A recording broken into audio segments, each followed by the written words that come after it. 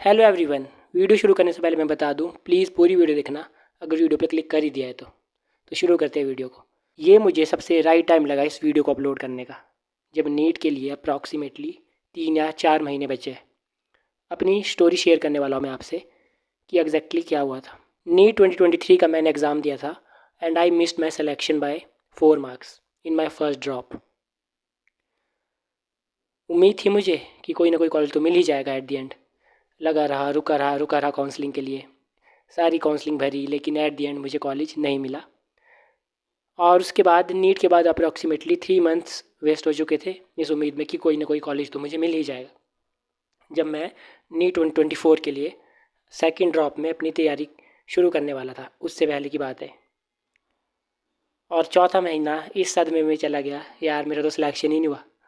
मेरे सारे दोस्त गवर्नमेंट मेडिकल कॉलेज में थे, स्टेटस डाल रहे थे, इंस्टा पे स्टोरियाँ डाल रहे थे, और मेरा तो सिलेक्शन ही नहीं हुआ था। तो उस टाइम बहुत बुरा लगा था ऑफकोर्स, कि इतना सब कुछ करने के बाद होता नहीं है कि निवाला मुँह तक पहुँचा और छिन गया। वो मेरे साथ हुआ था। तो समहाउ मैंने डिसाइड किया कि एक आखिरी बार अटैम्प्ट दे ही देते हैं नीट का। निकला तो ठीक है, नहीं निकला तो कुछ और करेंगे लाइफ में। तो मैंने फिर से तैयारी करने की सोची नीट 2024 के लिए। और एग्ज़ाम के बाद कितने मई में एग्ज़ाम हुआ था। मई जून जुलाई वेस्टेड, एंड अगस्त में मैं प्रिपरेशन करने वापस आ चुका था अपनी कोचिंग में। लेकिन अगस्त में वही है ना, पहले 20-25 दिन तो ऐसे गए कि कुछ पता नहीं चल रहा था। मैं बस आ रहा था, थोड़ा बहुत पढ़ रहा था जितना भी हो सकता है, मतलब मेरा ध्यान ही नहीं लग रहा था पढ़ाई में बिल्कुल भी। एंड देन आई डिसाइडेड, यार आ ही गए तो यार कर ही देते हैं ना यार। एक आखिरी बार लड़ाई लड़ रहे तो पूरी जान लगा देते हैं जितना हो सके। लेकिन ना यार, जो आप सोचते हो ना, हर वक्त वैसा नहीं होता। ना मेरे साथ नीट 2023 में ऐसा हुआ था, और ना ही तब हुआ जब मैं नीट 2024 की तैयारी कर रहा था। मैं जितना भी पढ़ूँ, मेरा मॉक टेस्ट में स्कोर ही नहीं आ रहा था यार। मेरा स्कोर 500 से कम, कभी थोड़ा सा 500 के आसपास आ जाता था। तो मुझे लगता था यार इससे ज़्यादा तो मैंने नीट में स्कोर कर दिया था। वो भी पार्ट टेस्ट हो रहे थे तब। मेरा पार्ट टेस्ट में स्कोर 500 से ऊपर नहीं आ रहा था, और मैं सोच रहा था कि यार इससे ज़्यादा तो मैंने नीट में स्कोर किया है। तो मतलब क्या ही फ़ायदा मेरा फिर से ड्रॉप लेने का। इससे अच्छा तो मैं कुछ और करूँ लाइफ में। लेकिन किसी तरह से मैंने अपने आप को संभाला, अपने वीक एरिया को आइडेंटिफाई करता रहा। फिर भी मेरा स्कोर नहीं आ रहा था। अप्रॉक्सीमेटली दिसंबर आ गया था और मेरा यही स्कोर चल रहा था 500, और 500 से कम भी चल जाता था बहुत बार। 500 पर इतनी, मतलब 500 की रेंज में मेरा स्कोर था। बहुत सारे बच्चे ऐसे हुए जिनका स्कोर नहीं आ रहा होगा मॉक टेस्ट में। मैं तुम्हें बता दूं, एंड तक लगे रहना प्लीज़। कई एग्जाम्पल ऐसे हैं, मेरे ही दोस्त हैं जिनका मॉक टेस्ट में लिटरली स्कोर 300 आ रहा था पहले, और बाद में उन्होंने इतना इम्प्रूव किया, 500 तक ले गए, 500 600 तक ले गए, और नीट में उनके मेरे से भी ज़्यादा मार्क्स आए हैं। मैं मजाक नहीं कर रहा हूँ। जो हमारी टेस्ट सीरीज़ हुई थी तो उनका एवरेज स्कोर बहुत ही ज़्यादा कम था, 400 450 इतना भी बन रहा था लोगों का average score. And at the end NEET में उनके 650 से ऊपर ही मार्क्स आए हैं।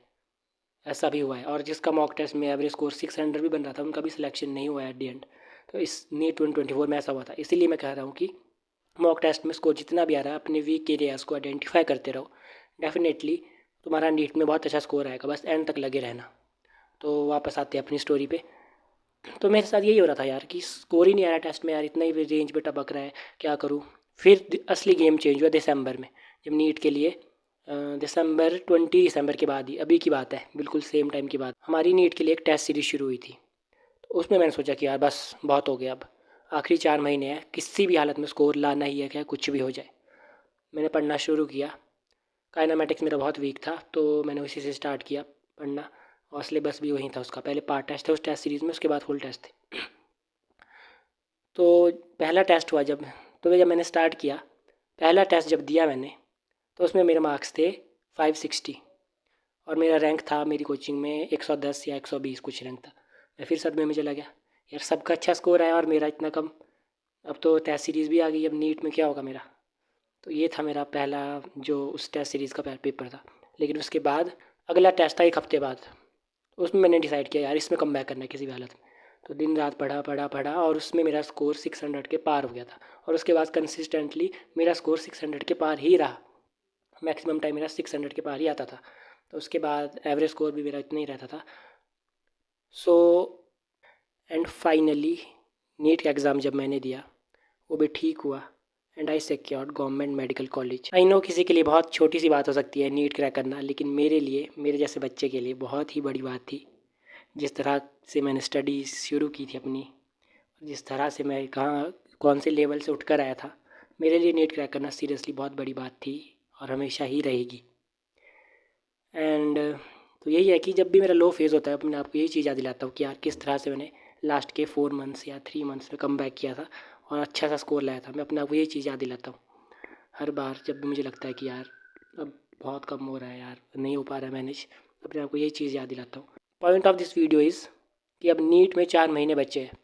अभी भी अगर आपका स्कोर कम आ रहा है मॉक टेस्ट में हार्ड वर्क करने के बावजूद, या फिर आपको लगता है कि मेरे से नहीं होगा, मेरा स्कोर बहुत कम आ रहा है, मेरे कुछ नहीं आता है, प्लीज़ लगे रहना। एट द एंड कोई भरोसा नहीं है, कोई भरोसा नहीं है पेपर के लेवल का। अगर पेपर का लेवल ईजी आ गया, जो बच्चा लो स्कोर भी कर रहा होता है वो भी जंप कर लेता है ऊपर को। इसलिए मैं कह रहा हूँ जितना तुमसे हो सकता है कर लो, और कोई ऑप्शन नहीं है ना यार। अगर मान लो तुम अभी ड्रॉप ले रहे हो, तुम अभी से नीट 2026 की तैयारी थोड़ी ना कर जाओगे।